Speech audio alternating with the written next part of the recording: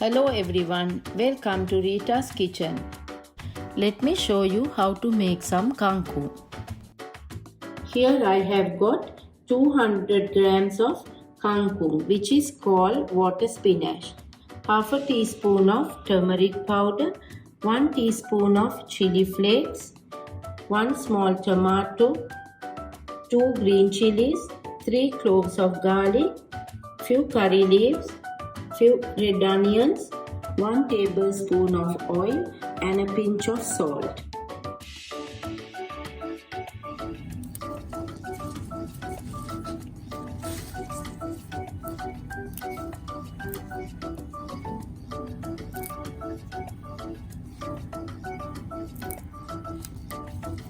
So we take only the tender parts and all these spoiled ones we will put to a side.